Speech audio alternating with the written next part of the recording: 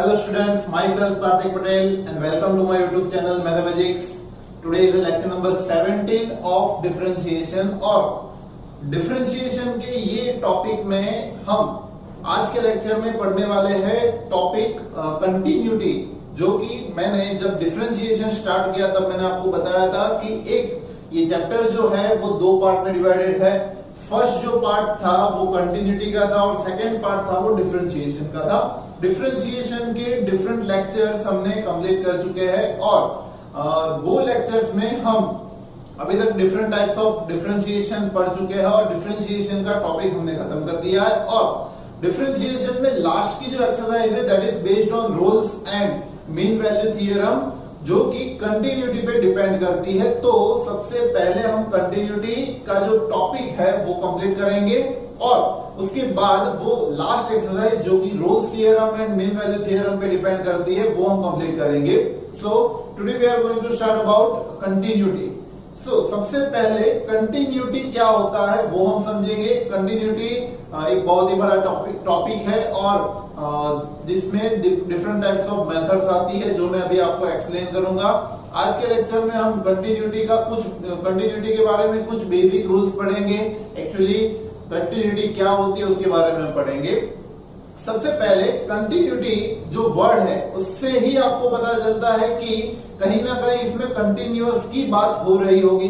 अब ये कंटिन्यूअस किस तरह से हम डिफाइन कर सकते हैं, तो कोई भी फंक्शन के डिफरेंट टाइप्स ऑफ ग्राफ्स हमने ड्रॉ किए थे in standard 11 chapter number 2 functions, relations and functions में हमने डिफरेंट टाइप्स के फंक्शंस देखे थे जिसमें कंटिन्यूअस फंक्शन भी आता था। अब ये कंटिन्यूअस फंक्शन क्या होता है, तो उसके लिए मैं एक एग्जांपल लेता हूं। जैसे कि हमारे पास एक फंक्शन दिया हुआ है, जैसे कि ये f ऑफ x हमें फंक्शन दिया हुआ है। दो पार्ट में ये फंक्शन हमें गिवन है।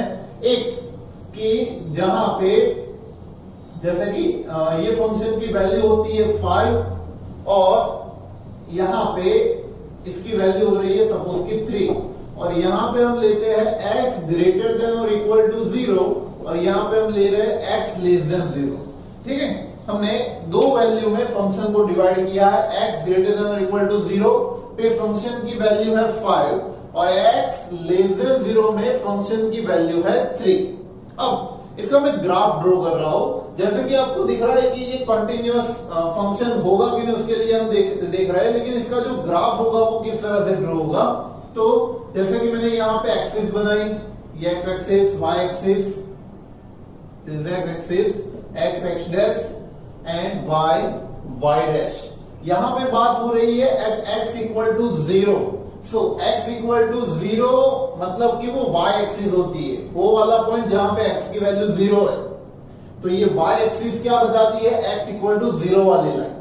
अब यहां से अगर लेस की वैल्यू देखें, लेस देन की अगर वैल्यू देखते हैं तो वो कौन सी वैल्यू, मतलब कि ये वाले पोर्शन में फंक्शन की वैल्यू क्या बन रही है 3, बट वो भी कैसी वैल्यू कि जो यहां पे क्लोज इंटरवल में नहीं है, मतलब कि इक्वल टू नहीं है। x लेस देन 0 मतलब कि ये नेगेटिव पोर्शन में x की वैल्यू 3 जरूर होगी। जैसे कि यहाँ पे 1 2 3 4 5 6 7 मैंने यहाँ पे पॉइंट्स कर दिए।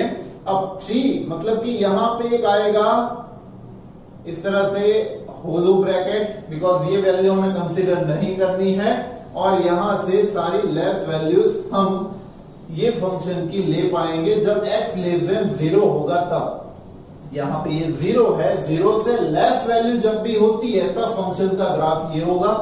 अब 0 से जब ज्यादा वैल्यू होती है, ग्रेटर वैल्यूज होती है, तब फंक्शन की वैल्यू हमें दी हुई है 5। सो यहां पे उसको हम इस तरह से इंडिकेट कर सकते हैं, ये वैल्यू रही और यहां से फंक्शन की वैल्यू अगर ग्रेटर एरिया है वहां पे बढ़ रही है।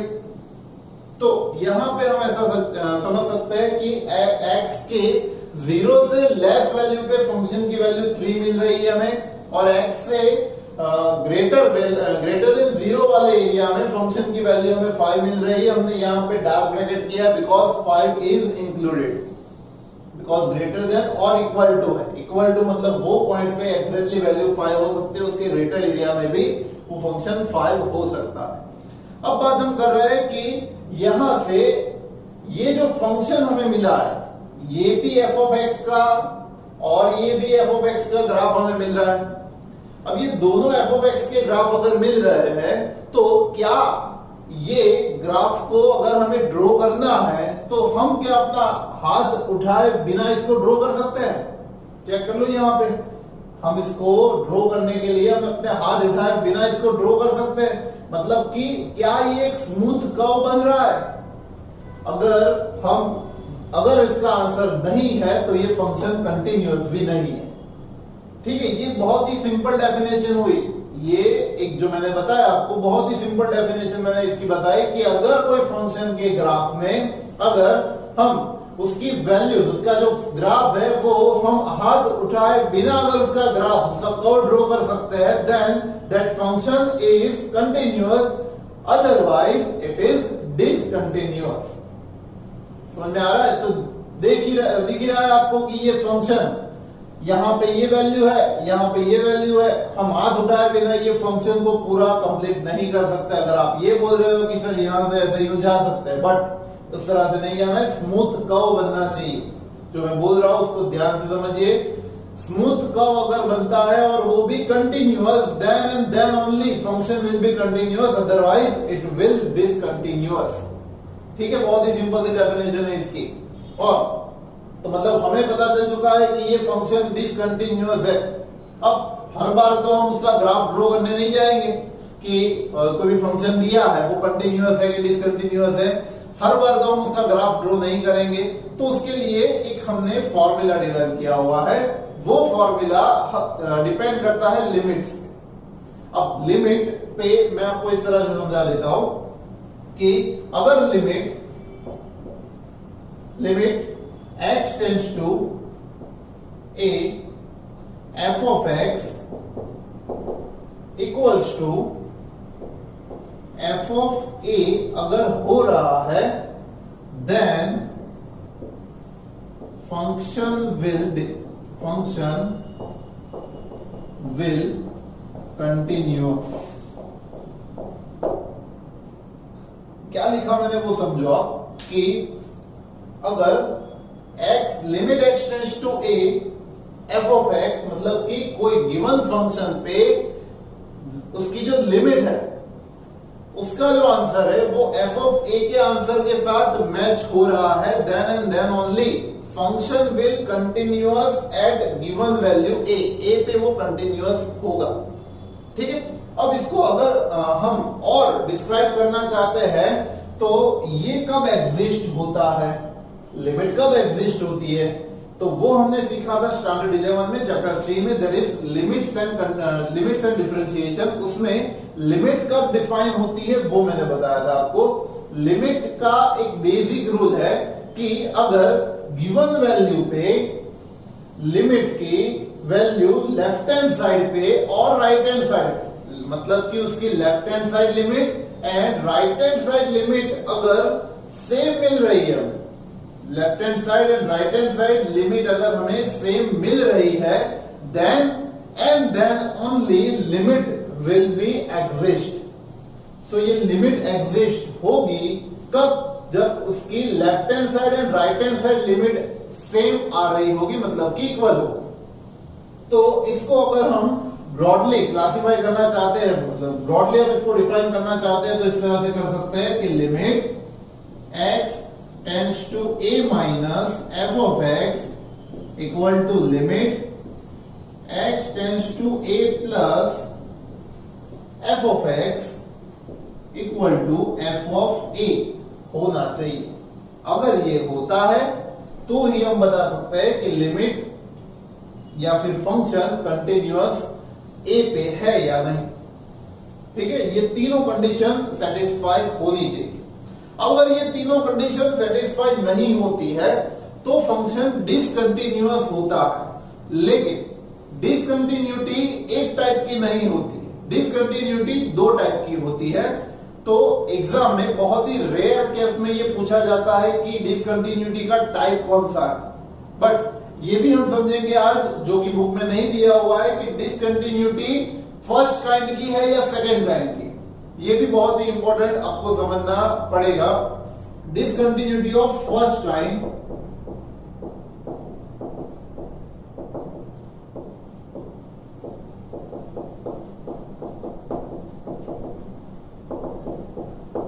कभी रेयर केस में ये एमसीक्यू में या किसी ऑब्जेक्टिव में पूछा जाता है कि ये फंक्शन डिसकंटिन्यूअस है, it is given, but what is the which type of discontinuity does function possesses, ऐसा भी कभी पूछा जाता है। तो हमें दो टाइप की डिसकंटिन्यूटी देखनी होती है, एक होती है फर्स्ट काइंड की और दूसरी होती है डिसकंटिन्यूटी ऑफ सेकंड काइंड।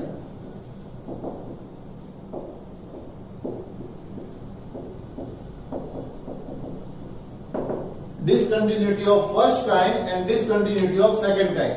अब इसमें याद रखिएगा कि अगर limit x tends to a minus f of x is not equal to limit x tends to a plus f of x, then discontinuity occurs.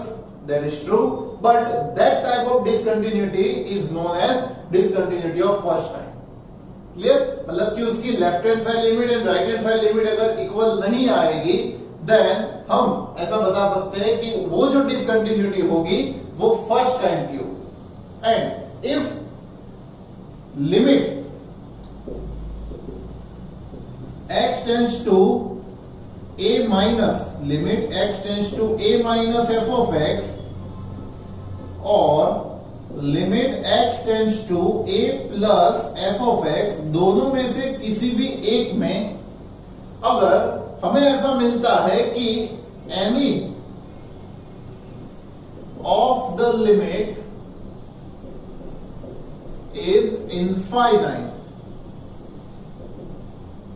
दोनों में से कोई भी एक लिमिट अगर इनफाइनाइट हुई, या तो ये या तो ये, दोनों में से एक लिमिट अगर इनफाइनाइट होती है तो भी ये कंटिन्यूअस तो होने वाला नहीं है।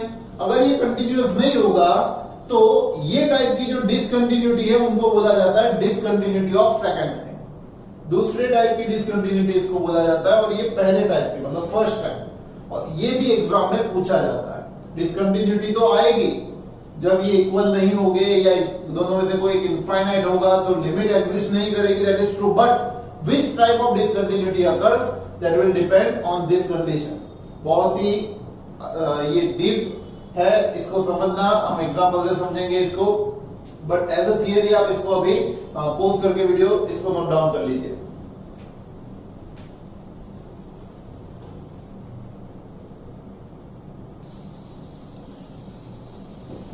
नेक्स्ट अभी बच्चों जो हमें नेक्स्ट समझना है वो इसके थियरम से, कंटिन्यूटी के थियरम से। दो थियरम्स हमें इसके बारे में समझना है। एक है थियरम नंबर 1 इसका, फर्स्ट थियरम में कंटिन्यूटी के ये बताया गया है कि continuity will be also applicable to all algebraic operations. सारे जो एल्जेब्रिक ऑपरेशंस होते हैं सभी को कंटिन्यूटी अप्लाई हम कर सकते हैं। Like if for any two functions f and g, दो अगर फंक्शन हमारे पास है f एंड g, तो उसके लिए हम f plus g is continuous, दोनों फंक्शन का सम करेंगे then it will be continuous. Second thing, f minus g is also continuous. Third is multiplication, f into g is continuous. And fourth one is f upon g, f upon g is continuous।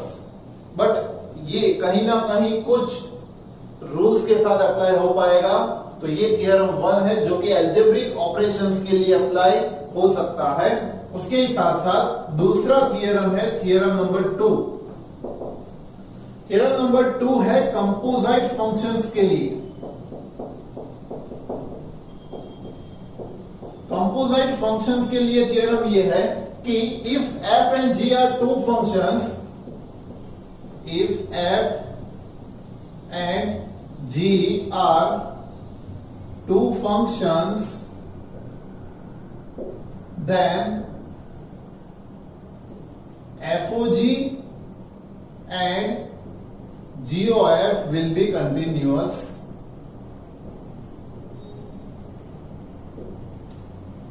Composite functions हमने पढ़े थे FOG for and GOF, f of g of x and g of f of x ये भी continuous होंगे, जबकि f and g are continuous function. अगर f and g continuous function होंगे then and then only FOG and GOF will be continuous and this will also applicable to algebraic operations.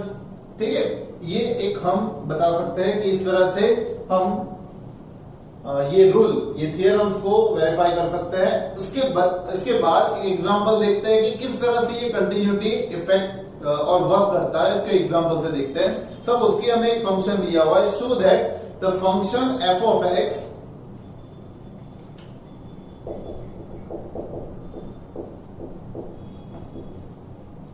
show that f of x एक function x plus 4 f of x is equal to x plus 4 upon x square plus 7 is continuous at x equal to 2. At x equal to 2. At x equal to 2, we have to show that this function is continuous. So continuity का एक ही necessary condition है कि वो function, उसकी जो limit है, given function given value पे limit उसकी जो आएगी वही ये वैल्यू रखने पर आनी चाहिए. अगर ये कंडीशन सेटिस्फाई होती है then function will be continuous. Normal सी बात है. सो यहां पे हम लिमिट अप्लाई करेंगे at x equal to 2. Limit x tends to 2, limit x tends to 2 f of x की वैल्यू फाइंड करेंगे. अब कब आपको left hand side and right hand side limit apply करनी है, तो याद रखना कि फंक्शन में अगर less than and greater than वाला फंक्शन दिया हुआ है, जैसे कि मैंने एक एग्जांपल अभी लिया था, वहां पे x लेस देन और इक्वल टू 0 या ग्रेटर देन और equal to 0. Less than greater than मतलब कि इनइक्वालिटीज की साइन जब भी आती है तब आपको फंक्शन में left hand side and right hand side limit apply करनी है. उसके अलावा अगर नॉर्मल इस तरह से फंक्शन दिया हुआ है, इसमें आप left hand side and right hand side limit apply करोगे तो दोनों का आंसर वैसे सेम ही आएगा. ठीक है, normally left hand side and right hand side limit आपको तभी अप्लाई करनी है जबकि आपको less than and greater then दिया. उसके अलावा डायरेक्ट आप लिमिट की वैल्यू फाइंड कर सकते हो. अब जैसे कि यहाँ पे हमें limit x tends to 2 f of x find करना है, तो f of x given function है हमारे पास limit x tends to 2 x plus 4 upon x square plus 7. मतलब कि as per the rule of limit numerator को एंड डिनोमिनेटर दोनों को डिफरेंट डिफरेंट लिमिट्स हम अप्लाई कर सकते हैं. तो यह आएगा limit x tends to 2 x plus 4, denominator में आएगा limit x tends to 2 x square plus 7. अब x प्लस 4 को हम x टेंड्स टू 2 अप्लाई करें तो ये आएगा 2 प्लस 4, डिनोमिनेटर में आएगा 2 का स्क्वायर प्लस 7. तो आएगा 4 प्लस 2 6 और 2 का स्क्वायर 4 प्लस 7 11, 6 अपॉन 11 ये वैल्यू आएगी. सेम वे हम यहाँ पे f ऑफ x की भी वैल्यू फाइंड कर सकते हैं. f ऑफ a की, f ऑफ a मतलब कि f ऑफ 2 फाइंड करेंगे हम. f ऑफ 2 मतलब x जहां पे है वहां पे 2 लगाएंगे. 2 प्लस 4 अपॉन 2 का स्क्वायर प्लस 7, ये 6 upon 4 plus 7 that is 6 upon 11. ठीक है, नॉर्मल सी बात है, दोनों सेम होने वाले हैं. सो यहां पे s इसको इक्वेशन 1 एंड 2 दे दे, तो s from equation 1 and 2, s from equation 1 and 2 we can see that limit x tends to f of x equal to f of 2. अगर ये कंडीशन सेटिस्फाई हो रही है then therefore we can say that at x equal to 2 function is continuous. Function is continuous. We can say that at x equal to 2 function is continuous. तो इस तरह से हम ये सम को गिन सकते हैं। 2 मार्क में या 3 मार्क में जनरली इस तरह के सम पूछे जाते हैं। अगर सम बहुत ही थोड़ा सा लंबा हो रहा है, जिसमें स्टेप ज्यादा है, 2 फंक्शन के लिए अगर ये सम अप्लाई हो रहा है तो ये 4 मार्क में भी हो सकता है। सो डिपेंड करता है कि इस तरह का सम पूछा हुआ है। लेकिन कंटिन्यूटी का जो बेसिक रूल है, उनकी जो बेसिक थियरी है, वो जो हमने आज के लेक्चर में पढ़ी है उसके जैसी ही है।